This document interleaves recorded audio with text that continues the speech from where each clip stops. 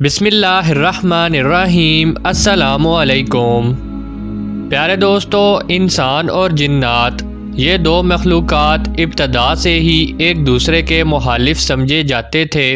ایک مٹی سے بنے جبکہ دوسرے آگ سے بنے، لیکن کیا یہ دونوں مخلوقات آپس میں جڑ سکتی ہیں؟ کیا انسان اور جن کی شادی ممکن ہے؟ اس کے بارے میں عربی داستانیں کیا کہتی ہیں اور اسلام کی نظر میں اس کا کیا حکم ہے؟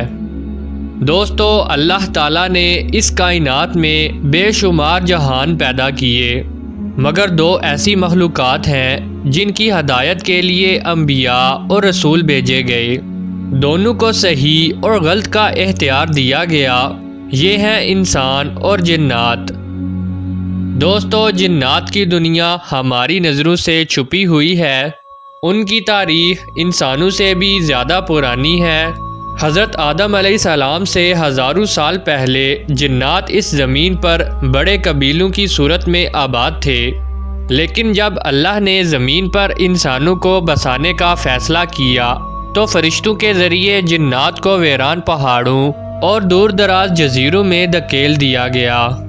دوستو، جنات بھی انسانوں کی طرح مرد اور عورت رکھتے ہیں، شادی کرتے ہیں، اپنی نسل بڑھاتے ہیں۔ ان میں بھی محبت، نفرت، نیکی، بدی، حتیٰ کہ زنا اور غلط کاری جیسے اعمال بھی پائے جاتے ہیں۔ ان کی شادیاں بھی انسانوں سے ملتی جلتی بیان کی گئی ہیں، جن میں ڈھول، گانا، رقص اور کھانے پینے کی محفلیں شامل ہوتی ہیں۔ قدیم کتابوں اور روایتوں میں انسان اور جن کی شادیوں کا ذکر بھی ملتا ہے، یہاں تک کہ ملکہ بلقیس کے والدین کے بارے میں بھی بعض روایات میں جنات کا تذکرہ ملتا ہے۔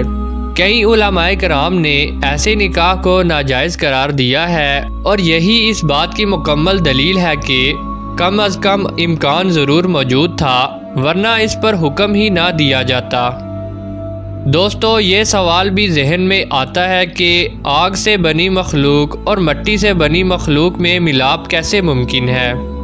کیا ان سے اولاد بھی ہو سکتی ہے؟ کچھ لوگ کہتے ہیں کہ جنات اپنی اصل آتشی جسم میں موجود نہیں، جیسے حضرت آدم علیہ السلام کے بعد کوئی انسان دوبارہ مٹی سے نہیں بنا، ویسے ہی جنات کی نسلوں میں آگ کا عنصر ظاہری شکل میں نہیں رہتا۔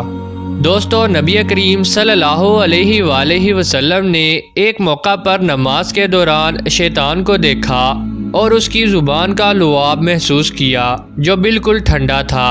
اس سے پتہ چلتا ہے کہ جنات اپنی اصل آتشی حالت میں نہیں رہتے، بلکہ بھاپ یا ہوا جیسی صورتوں میں بھی ہوتے ہیں۔ امام ابن تیمیہ لکھتے ہیں کہ کبھی کبھی انسان اور جن میں نکاح بھی ہو جاتا ہے اور اس سے اولاد بھی پیدا ہوتی ہے۔ دوستو، تاریخ میں اس سے ملتے جلتے کئی واقعات نقل ہوئے ہیں۔ ایام جاہلیت کا مشہور واقعہ بھی ملتا ہے کہ جس میں ایک لڑکی کے پاس روزانہ ایک غیر انسانی وجود آتا تھا، وہ حاملہ ہوئی اور ایک بچہ پیدا ہوا جس کے کان کتے جیسے تھے، اور وہ بچہ بعد میں غیب کی خبریں بتانے لگا، اور یہاں تک کہ وہ ایک دن خاموش ہو گیا۔ اس نے لوگوں سے کہا کہ مجھے کمرے میں 3 دن کے لیے بند کر دو۔ لوگوں نے ایسا ہی کیا۔ 3 دن بعد دروازہ کھولا تو اس نے بتایا کہ مکہ میں آخری نبی مبعوث ہو چکے ہیں، اور وہ زمین پر تڑپ تڑپ کر اسی وقت مر گیا۔ دوستو، اسی طرح امام درامی ایک اور واقعہ بیان کرتے ہیں کہ ایک جن ایک لڑکی پر عاشق ہوا، اس نے نکاح کا پیغام دیا، باقاعدہ بات چیت کی اور آخر کار اس سے شادی کی گئی۔ لیکن اسلام کی نظر میں یہ تعلق نہ صرف مکروہ اور حرام ہے، بلکہ اس سے سخت منع کیا گیا ہے، کیونکہ انسانوں کا معاشرہ اور جنات کا معاشرہ ایک دوسرے سے بالکل مختلف ہے۔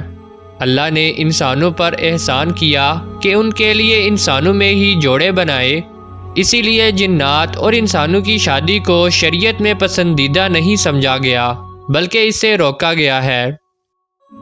پیارے دوستو، امید ہے آپ کو یہ ویڈیو پسند آئی ہوگی۔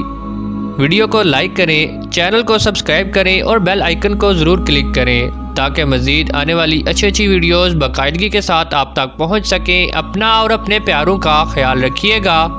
اللہ حافظ۔